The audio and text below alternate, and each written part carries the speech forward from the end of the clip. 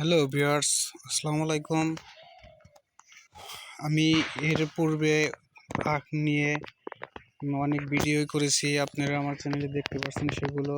আজকে আবার আখ নিয়ে একটি ভিডিও করার জন্য আসলাম।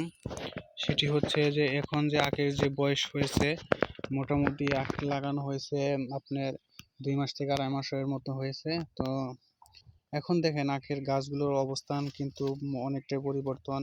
এখানে দেখেন একটি আখের জমিতে কতটি আপনার আখের কুশি হয়েছে, অনেক সুন্দর কিন্তু ফলন আশা করা যাচ্ছে। এটি হচ্ছে আমাদের আখ ক্ষেত। তো এখানে কিন্তু একটি আখের চারা লাগানো হয়েছিল, সেখান থেকেই কিন্তু এই এই এই লাইনে এসে দাঁড়িয়েছে। আশা করা যায় আখের ফলন ভালো হবে।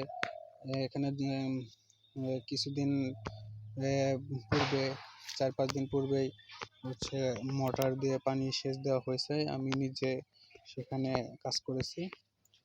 এখানে আপনি দেখতে পাচ্ছেন একটি জমি থেকে কয়েকটি আখের চারা জন্ম নিয়েছে। তো আখের ফলন ভালো হবে আশা করা যাচ্ছে। তো এখন কিন্তু আপনার হচ্ছে ঘাস হচ্ছে এবং মাটি মানে যে একটু চাপ লেগে আছে সেগুলো পরিষ্কার করার পালা। দেখেন আপনার এখানে আপনি দেখতে পাচ্ছেন কিন্তু একটি আখের চারা থেকে অনেকটি আখের হচ্ছে চারা জন্ম নিয়েছে। অনেক সুন্দর ফলন আশা করা যাচ্ছে এখানেও।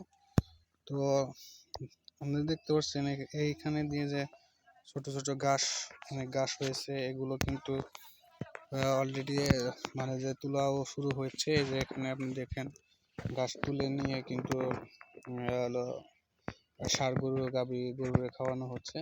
এগুলো কিন্তু আপনার হচ্ছে জমির আগাছাও পরিষ্কার হচ্ছে এবং গবাদি পশুর খাদ্য হিসেবেও ব্যবহার করা হচ্ছে এই গাছগুলো। তো আপনি আখের চাষে বিভিন্ন সুবিধা পাবেন এবং সুবিধা পেতে হলে অবশ্যই আপনাকে পরিশ্রম করতে হবে। এই যে লাল পাতাগুলো দেখতে পাচ্ছেন, এগুলো কিন্তু একই সাথে পরিষ্কার করে দেওয়া হচ্ছে, কারণ এগুলো পরিষ্কার না করলে আখের গাছের বৃদ্ধিতে বিঘ্নতা ঘটবে। আর তখন কিন্তু এই সুন্দর সুষ্ঠু সুবল আখ তখন পরবর্তীতে পাওয়া যাবে না এবং ভালো বাজার মূল্য তখন পাওয়া যাবে না। তো ভিউয়ার্স, আখ নিয়ে পরবর্তীতে আরও প্রতিবেদন করব। সে পর্যন্ত সবাই ভালো থাকবেন, সুস্থ থাকবেন। আল্লাহ হাফেজ।